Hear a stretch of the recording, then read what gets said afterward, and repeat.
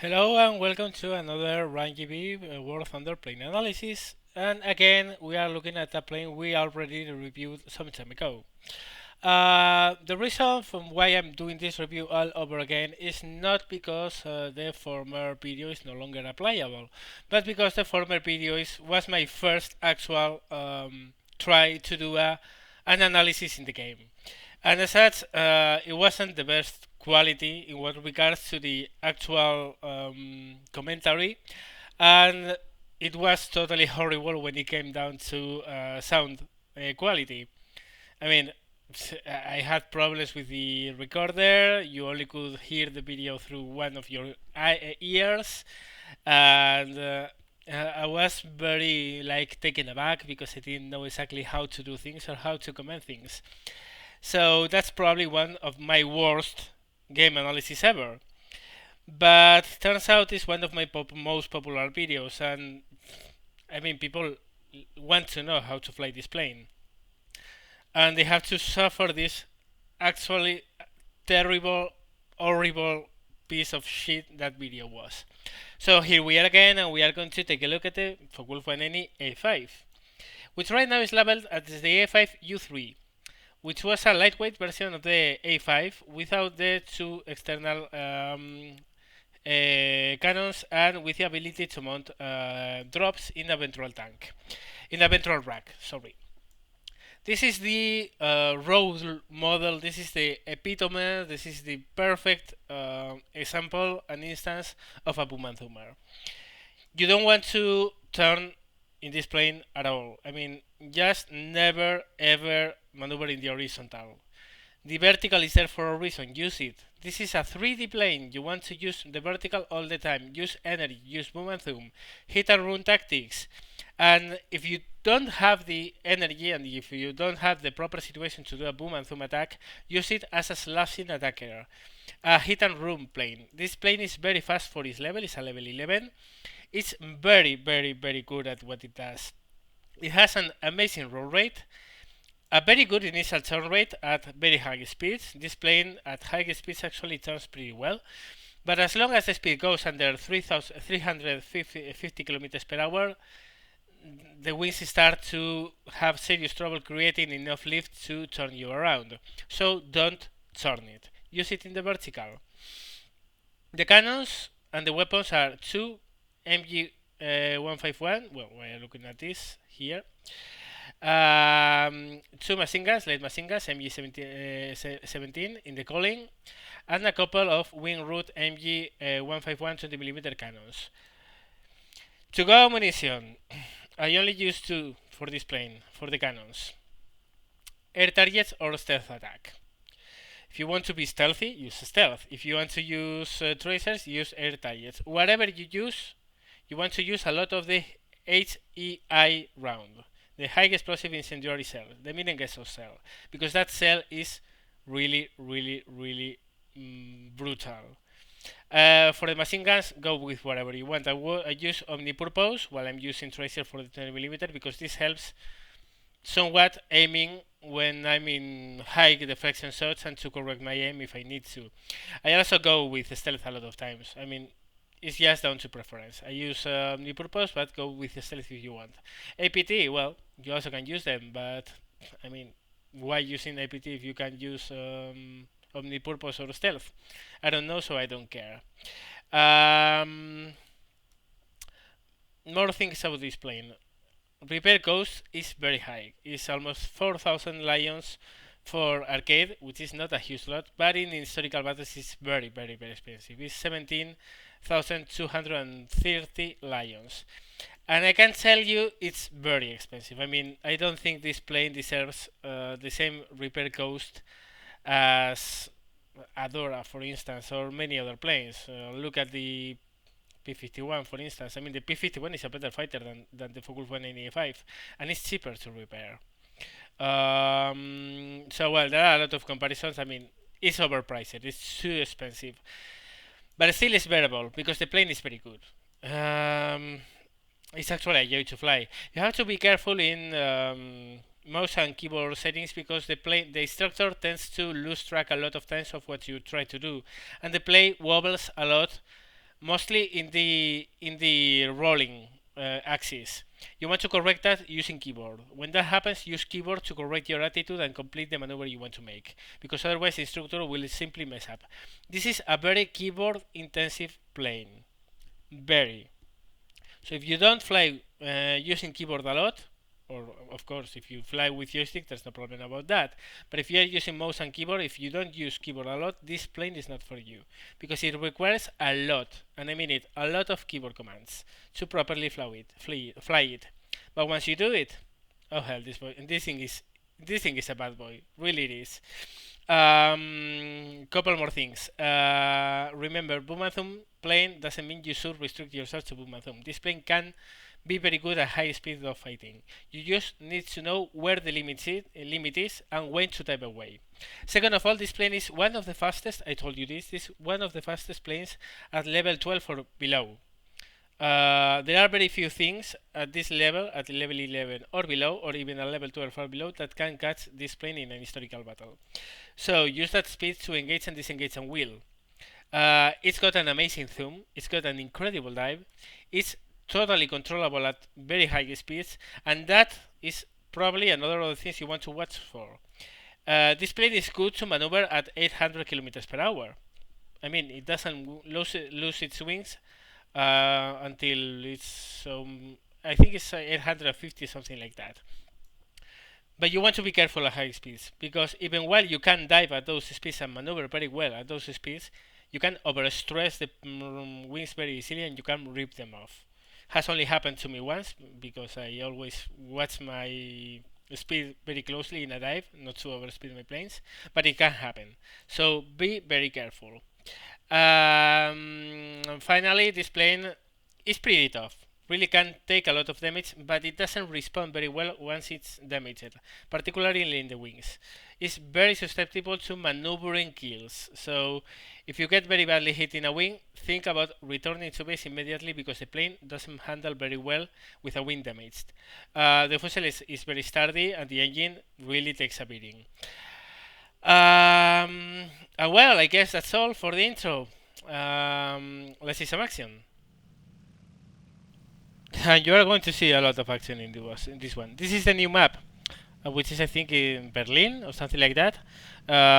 In this map you go against anything goes, because you go against Russians, Americans and British alike.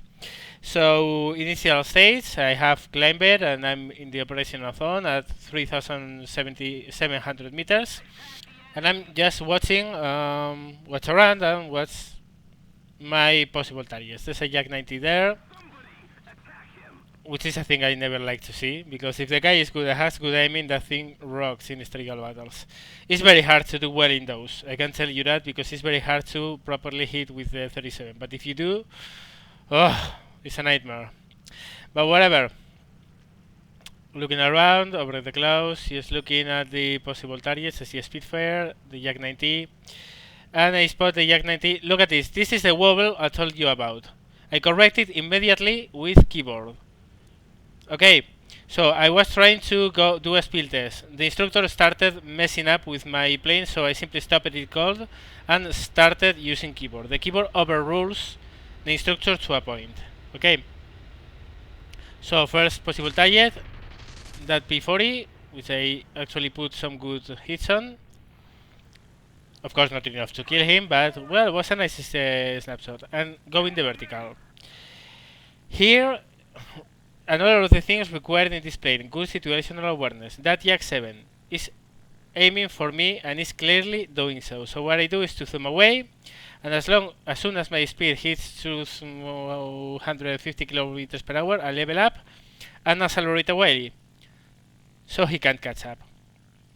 When I spot the guy has started leaving me alone, which has already happened, look at that, the guy is already going away, I select my next target, which is going to be that P40 I just attacked. That's trying to get the Junkers 87, the Stuka, which is a Stuka G, by the way. Looking around, I see the Jak 7.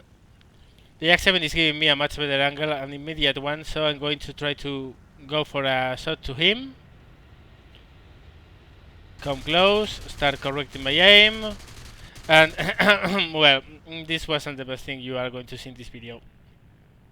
Yeah, by accident I got one of my artilleries. So what? Shit happens. The thing is that that totally messed me up because I thought I had gotten the guy, but when I was already pulling away, I noticed and I was like, what? Oh well, shit happens, I guess. So vertical move, coming down on all of them. The next one is going to be the P40, which is giving me a good approach angle. He's actually too busy trying to get AAAs, so I'm going to reward him by doing so. Another very good hit on him, and he's going down. There you go. First kill. Again, using my very high speed, go in the vertical, look around, check for proper possible targets. That Spitfire there is a good one. Complete the vertical move with a high yo-yo and set up a proper diving attack. By the way, sorry for the Skype calls. You are going to hear some of them in this video. I could do nothing about that because I had forgotten to close Skype. Jak 7B. Oh, I have to hold my fire a lot because I have friendly crossed. Luckily I didn't hit him. But I got a very good shot on that Jak 7. Again, vertical move, vertical reversal, more Skype sounds. Sorry for that. And come down on him again. Selecting a proper angle. He's avoiding, he starts to avoid to the right, and I get, look at that, a perfect cockpit shot. Enemy pilot is killed, and second kill. So, again, climbing away. Checking how our teams are doing, which is not really good, to be honest. I mean, the team wasn't doing bad, but it wasn't winning the battle, for sure. So, well, checking the local run, I see an F4U there. I see our friendlies going back to base to repair. And what I'm seeing right now is that I'm mostly on my own. There's another lower Fw190 there. But we are... I mean, it's the two of us. Oh no, there's another Fw190 down there as well. So, there are a couple of lower 109s going against the whole enemy team, and then I'm coming at a higher altitude. But that's all we have in this area right now. And the enemy team, I can tell you right now, I'm not seeing them. That 109 you saw in front of us is going down. All of the enemy team is here. You are just not seeing it right now. Keep a look on the area where the 109 went down. Because I know there are a lot of people there. Why? Because in the chat you can see enough of you guys. So that must be at least 2 or 3 of them who have just killed the 109. I spot an Aero Cobra. I spot a Jak 7. And what I do is to start going slightly up to trade some altitude trade some speed for altitude and to plan my attack. I know those guys aren't worried by me. I'm pretty sure they haven't seen me yet. So what I'm going to do is to climb a little bit to the clouds and come down on them. Spitfire to the right. The Fw190 has disengaged, so I'm alone versus all of them guys. But I don't care. I'm still going in. Why? Because I have the energy on my side. I have all the cards here. So first one in my list, because it's the one that's more behind of them, is the Aero Cobra, which is just snapping. I mean, he's not looking around, he's not looking at his 6, he feels very safe because there's a lot of red in front of him. So I use my stealth ammunition and totally blast him out of the sky. I used just fire 20mm in that attack, and that's why I want stealth ammunition for my 20mm. Now the rest of the guys know I'm here. You notice most of them are turning around. The Typhoon is directly coming for me. So what I want to do now is, I know all my team is coming back to base, repairing, reloading, etc. What I want to do is to keep these guys low and in defensive here, so my guys can reload in peace, come back in an altitude, and establish superiority. So the Typhoon is there. There you go, Extractor, wobbling again. I take command with the keyboard, and I force the plane to do exactly what I want. The Typhoon has spotted his very low on energy, so he has turned sails, and I'm coming for him. But also is the P3 down there, and the P3 is going to give me a very good frontal pass. So I take it. Get some shots on him, and it's time for me to zoom away. Move up. Trade all my excess speed for altitude, being very careful not to pull a lot of Gs, and keep an eye back on what I have. There are a lot of guys on the airstrip, and I don't want to go for them. I mean, for me, if you are forced to and in a very big disadvantage, do so. And even if you aren't, they are legit targets. But I don't like strafing enemy planes in the ground. I don't like it, unless they really deserve it to be strafed. So I leave those guys alone. I'm going for the Typhoon. The Typhoon is flying, is a pretty problematic thing, so I come and totally miss my shot. Well, what are you going to do? P3 there, not worried by him. Again, keeping the thing in the vertical. A20G as well. I'm not worried about him either, because he's not going to be able to come for me. Keep the climb to win a lot of speed back. And now come down again on them. On the Typhoon at least. I mean, the A20, for a second I thought I was going for the A20, but I spotted the Typhoon trying to come for me again. So, well, if he wants to come for me, he's free to do so. He doesn't have the speed to aim. I crit him and move away. I'm not bothered by him anymore. Why? Because he's got a crit. He's got enough trouble staying in the sky as to come for me. Again, instructor wobble. I take command, use the keyboard, correct the attitude, and stop the wobble call. It's very, very, very annoying when it happens. But you can correct it, you see that. Typhoon, I see, is coming back for base, but he's going to crash in the landing, and I'm going to get a kill. So that's the third kill, in fact. You're going to see it in seconds. Spitfire back there. Back to zoom away, but now I mean, I got the cars, I got the energy, but they are more than me, so I want to be very, very careful.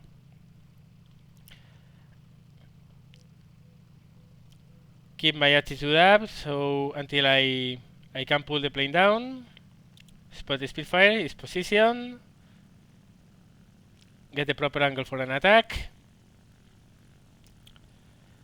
But the Spitfire is going to maneuver very well. He totally messes up my possible chances to go for him, so instead of trying to force a shot I'm not going to have, I level, use my speed, and come up. I never spotted that Jak-7. I don't know where he came from. I have to be honest. I don't know where the hell that guy came from. But still, I have 2 Spitfires and a Jak-7 behind me. And things are not really looking very well. That's the Typhoon. I just got him because he crashed on landing. So yeah, I mean, right now I do have the energy, but it's not a huge energetic advantage to overcome that there are 3 guys on my 6. So what I'm going to do is to fly back to base. I see a high 109 there, and suddenly the situation changes. Why? Because the 109 is going to mess the map. They are going to go defensive, they are going to mess the energy, and now I can turn on them and try my looks with a couple passes. So, hi yo-yo. Select the Jak-7 as my target because it's the one I'm seeing right now. But I know there are Spitfires around there. I actually should have a stack with the Jak-7, but I knew there are a couple of Spitfires in the clouds. There's one.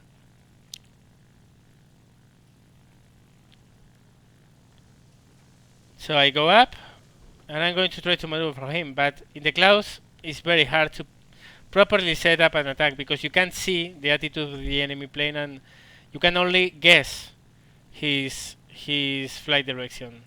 Again, instructor is wobbling, I correct it. There another Spitfire pops up. It's very very close, and I'm at 500 kilometers per hour. It's time to move away. So I tell the 109, hey man, it's time to run.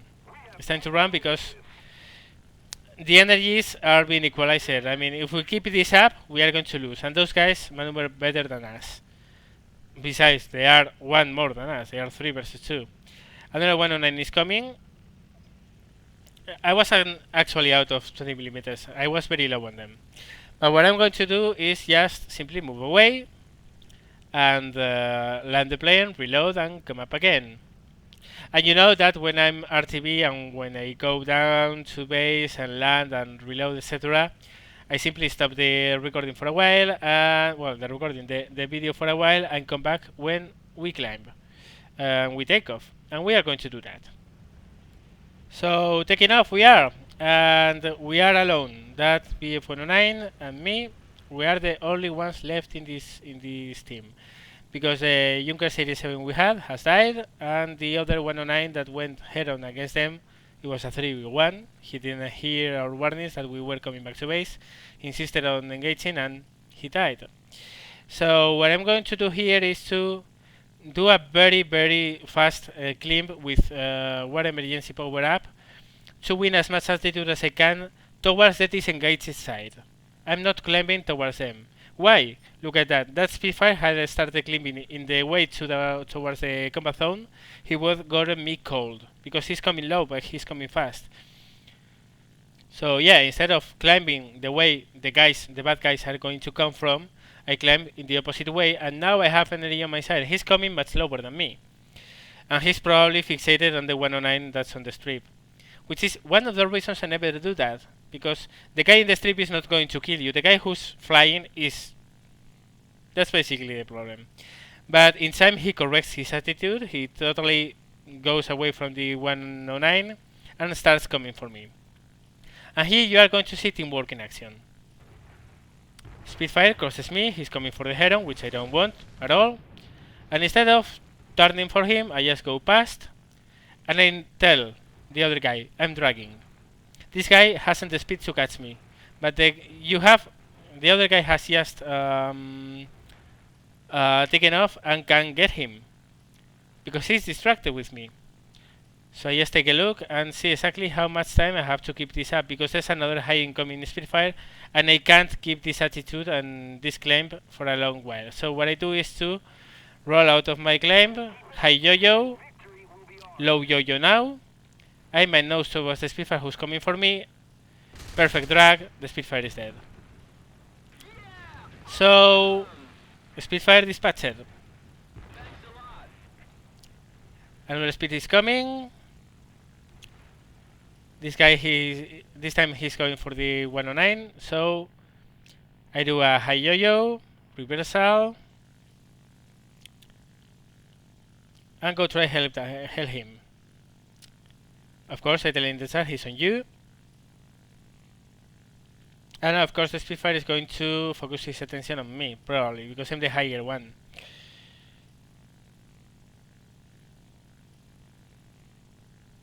So I zoom a bit to see exactly which is his attitude. He has leveled, but the problem is in his pass he dumped most of his energy, and now I'm very very fast because I kept my energy up, and I'm closing fast on him. So he's forced to maneuver. I try to correct for a snapshot, but he does very well. He changed the plane of his move from horizontal to vertical. He goes on the horizontal, break turn, he's dumping a lot of energy, so I go directly up. Speed is coming down, so I use my rudder, do a hammerhead, and drop my nose on him. And now he's basically beaten up. I got a good hit on him, try to correct my aim, but the guy is good. The guy is good at evasives. So I'm not winning another one. Instead, I go in the vertical again to keep his attractive and distracted on me. There you go, he's coming directly behind me. And look this. The other guy comes and another assist. Perfect drag again. This is how you want to drag enemies. You don't want to be turning entire cycles so the guy who's trying to help you has no shot on the other guy. Sadly, the 109 who got that speed crashed against his dead body, his dead fusilates. And now it's 1v1. That Typhoon that's left and myself. I already have 4 kills. And this is really good. I mean, the Typhoon is very fast. But as a fighter and with energy on my side, and I do have energy because I have altitude and speed, I mean, I'm going to kill that guy. There's no solution around it. So I go a little bit cheeky, and you're going to see that. And in open channel, I said, "Hey man, I'm offering you the chance to ditch your plane and leave the game because it's going to save you a lot of money." But he doesn't. He doesn't ditch. Of course, I wasn't expecting him to. This was just a tongue-in-cheek taunt I was giving him. But what he does is something I don't like. He simply runs away and keeps on running. And of course, keeps on running until he reaches some point of the map. And you know which point it is? Yes, his airbase. So you are going to see what happens with this guy. And what happens is that he's still running for base. And I'm catching up, but no fast enough. I mean, the Typhoon is very fast. It's one of the planes that can run as much as a Fw190. I was catching up because I had altitude to dive on him. But now I'm spotting that he's going for the airbase. And I'm having none of that. Simply, I'm not. So what I'm going to do is to go up and keep on looking if he grows some balls and comes out of AA and tries to fight me, or if he's trying to land or whatever. This is one of the few exceptions I make for my no strafing rule. At the end of the game, if the other guy is reluctant to fight, and I understand why he is reluctant to fight because I have the advantage, but if he chooses to hide in the anti-aircraft guns, I don't have the slightest problem going for him if he tries to land. And now the guy here feels very smart. He's under anti-aircraft guns, so now he's at least decides to come for me. And I'm not having it. I'm not accepting that. I'm not playing in under that guy's standards and on his terms. I always, if I can choose them, I always fight on my terms. I'm higher. I have the energy. I dictate the terms, not him. So it's clear that what he wants to drag me all over his base. So the guns in the airfield, the AI gets the kill he can't get on his own. Again, it's a valid tactic, and actually I have done it a couple of times myself, but never in a 1v1. In a 1v1 I try to stay clear and I try to have a clean fight. If I'm outnumbered 2-1, 3-2, 3-2-1, whatever, yes, I go for the egg anytime. But not in this case. 1v1 I always try to give a good fight. So, well, if he wants to hide in AG, he can do so. I refuse to engage him under his terms. And I'm telling so in the chat. Hey man, if you don't want to fly, just don't drag this anymore. If you don't want to fight, just land and quit the game. But I'm not going into that mess because I refuse to do so. And he refuses to come out of the anti-aircraft guns, so I'm going to do exactly what you are thinking I'm going to do. I keep him track on him just to make sure he's not coming for me, which is not. He's actually going to land, and I'm going to reward him. I'm going to pay exactly for what he has done. I mean, had he tried to land in the first instance, I mean, I was chasing him, he came into the airfield. Okay, if he tries to land, I'm going to leave him alone. But he didn't.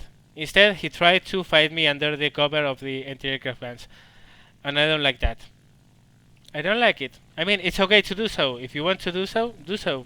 It's a valid tactic, it's totally legit. I simply don't like it. And I'm going to reward him for doing that. Had he landed in the first approach, I would have left him alone. But not now. He has dragged the whole game, maybe 3-4 minutes, because he simply wanted to get a TP kill or get me killed by the AA guns. And I'm not accepting that. And I'm going to reward him for doing so. I just waited until he landed and then I came back. And what happens? You are about to see it.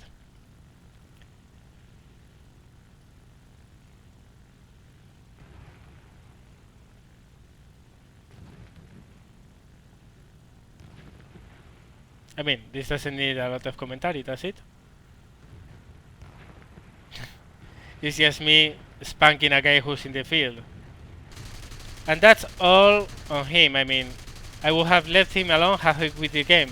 He didn't. He was repairing actually. So I'm not going to keep this up anymore.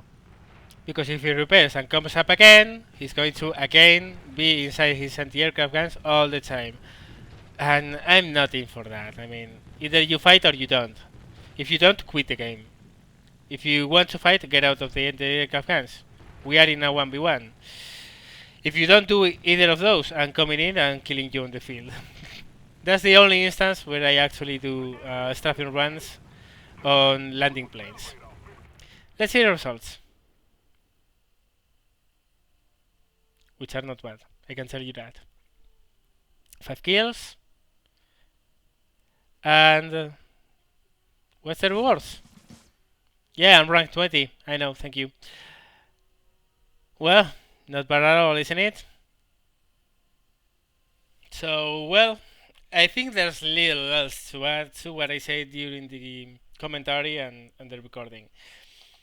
This plane simply flown to its instruments is unstoppable. I mean, it has it all. It has speed, dive, zoom, controllability at high speeds, heavy punch. It simply lacks one thing, turning. But who cares? Really, who cares?